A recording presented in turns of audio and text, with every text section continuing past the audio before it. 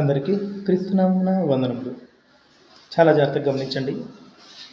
మనుష్యుడు భూలోకంలో నేను జీవిస్తానే ఉంటాను అని ఆలోచన చేస్తూ ఉన్నాడు. తన యొక్క ప్రయాస ఎలా ఉంటుందంటే, నేను సంస్థానాన్ని సమకూర్చుకుంటాను, నాకు కావాల్సిన అవసరతలు తీర్చుకుంటూ ఉంటాను, అయితే నేను ఎల్లకాలం జీవిస్తానే ఉంటానని మనుషుని యొక్క ఆలోచన. మనం చాలా జాగ్రత్తగా గమనించినట్లయితే, ఒక వ్యక్తి గ్రంథంలో ఇలాగ మాట్లాడుతూ ఉంటాడు. తనకంట పంట సమృద్ధిగా పండిందంట. పంట సమృద్ధిగా పండినప్పుడు ఆ యొక్క పంటని కూర్చుకోవడానికి తనకున్న కొట్లు చాలలేదంట. కనుక తను ఇలా అనుకుంటా ఉన్నాడు.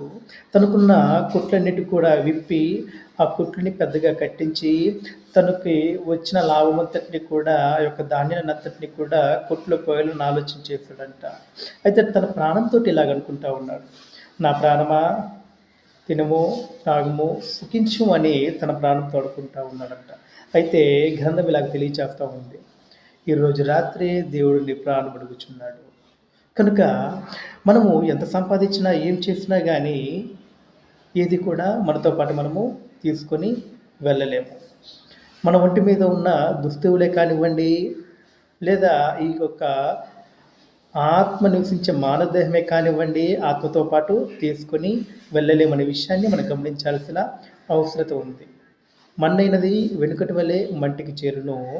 దేవుడు తాను దయచేసిన ఆత్మ దేవుని యొద్దకు తరలిపోవునని ప్రసంగి గ్రంథంలో 12వ అధ్యాయము 7వ వచనంలో మనకి తేటగా తెలియచేస్తా ఉంది.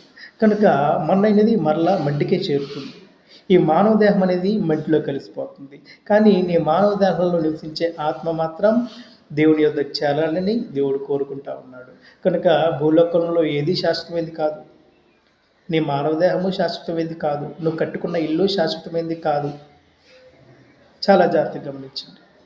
ఈ భూలోకంలో నువ్వు దేనికోసమైతే ప్రయాసపడతా ఉన్నావో అది ఏది కూడా శాశ్వతమైంది కాదు అనే విషయాన్ని గమనించుకోవాల్సిన అవసరత ఉంది.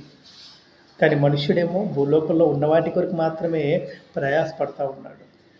దయచేసి గమనించండి సోదరి సోదరులారా. ప్రేమతో ఈ యొక్క విషయాన్ని మీకు తెలియచేస్తా ఉన్నాను. భూలోకంలో ఏది శాశ్వతమైనది కాదు. ఈ భూలోకంలో ఉన్న వాటి యందు మనస్సు ఉంచి వాటి కొరకు పరుగులు తీయకండి. మీ యొక్క సమయాన్ని వృధా చేసుకోకండి. ఏదో ఒక రోజు ప్రతి ఒక్క మనుష్యుడు మరణిస్తాడు. ప్రతి ఒక్క మనుష్యుడు యొక్క మార్గంలో వెళ్ళవలసి ఉంది.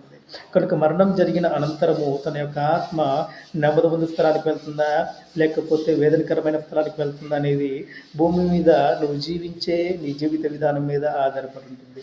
కనుక ఇప్పటికైనా సత్యాన్ని తెలుసుకొని నా బ్రతుకు